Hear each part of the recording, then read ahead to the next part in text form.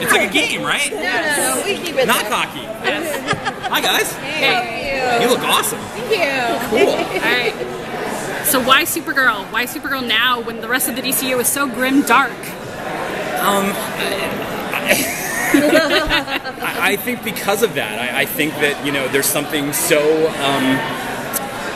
amazing about just seeing somebody so full of life and so full of hope, and somebody who really can be a symbol for people and a symbol for young women, but also a symbol for everybody. There is a grimness to a lot of comic book adaptations lately, and what always appeals to Greg and I is sort of embracing the light, and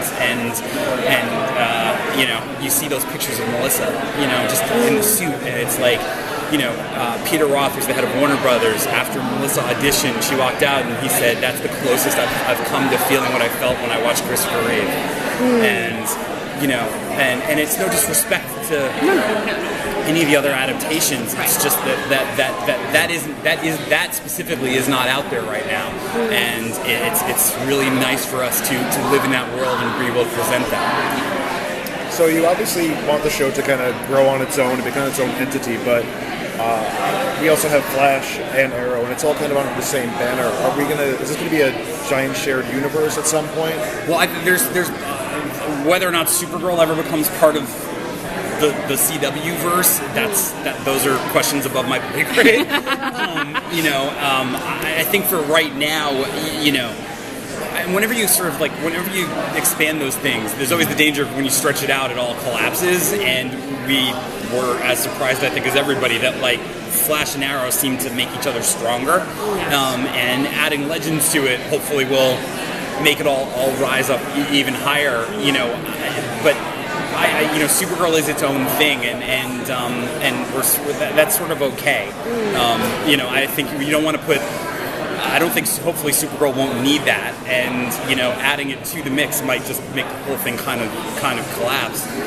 But that doesn't mean that Supergirl won't be as expansive as those other shows. We're adding DC Comics characters to that show in the same way that Flash had Firestorm, and the way that Flash showed up on Arrow, and so Supergirl isn't just going to be Supergirl. It's going to be a whole bunch of other DC Comics characters, some of whom you've seen before that you're going to see in a new light with us, and then others that have never gotten their live action due that we're very excited about. Now, Flash and Arrow obviously has a lot of flashbacks. Are we going to see that with Supergirl? We started seeing that with the pilot, or is that going to be a trend throughout? No, we're going to see more of that. And what's really interesting, and the big difference between one of the big differences between Kara and Clark is that when Superman was brought to Earth, he was a baby. He doesn't remember Krypton. It's not, and he says he's an alien, but the truth of the matter is, as far as he's concerned, he grew up in Kansas. And Kara was 13 years old, when she was sent here. She had friends, she had family, she had a full life there, and that is a big difference between them. And so there's going to be flashbacks on the show to when Kara was growing up in Midvale when she was living with Helen Slater and Dean Cain, but we're also going to have flashbacks to her in Krypton, which is something you've never really been able to see before. And what's interesting about that is that Kara has experiences and knowledge from living on this advanced alien planet that she can actually bring to bear in solving some of these crimes that they have to do. And then also just the lessons of remembering growing up with a mother and father who loved her, and the sadness of that they're gone. It's a different kind of sadness than Clark feels, that he never knew his parents. But for Kara, she remembers her mom, and it's that in a way feels similar to Flash and what Barry went through with his mother. Yes. Was the casting of Dean Cain as her adoptive father, was that, I feel that there is a similar vibe between this and Lois and Clark, the original 90s version. Was the casting an homage to that in some way? Oh, totally. When we did The Flash, having John Wesley Shipp on the show was our first priority. Like we always say, and it's the truth, we're fans first. We love this stuff. And we grew up watching the Christopher Reeve movies and Helen Slater and Supergirl, and I religiously watched Lois and Clark, and we've actually got a couple of more homages, and having all of those like things come into our show. It makes it it's fun to be part of that legacy, and there's a heritage, and we always say we're just the lucky guys who get to drive this section of the track. And acknowledging that other people came before us. So, but then also on a practical level for us, we didn't want anyone to think Superman was a jerk for leaving her behind, and so it's like, well, if he drops her off with Superman and Supergirl, it really can't be that bad. Thanks, everyone. Cool. Thank you. Thank you. Actually, not a teenage girl. What were the You don't know challenges- me.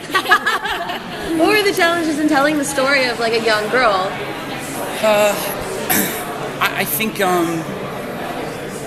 For me personally, I think part of I have a sister, so there's some of her in Kara, and I think that obviously working with Ali Adler, obviously brings the actual female perspective to it. But I think what's really important about the show is it's not just that it's the first female superhero, or that it really it has to speak to everybody. And I think just like women enjoy the Flash because they watch what Barry goes through, people are going to enjoy watching what Kara goes through, because I think that even more sometimes than her being a woman, it's that she's like a millennial. She's like a 25-year-old person trying to make it in the world, and how do I reconcile all the different parts of my life with this other thing. So hopefully there's a more universal truth to it that can speak to people, and hopefully I won't make her sound like a jerk. Mean it this time.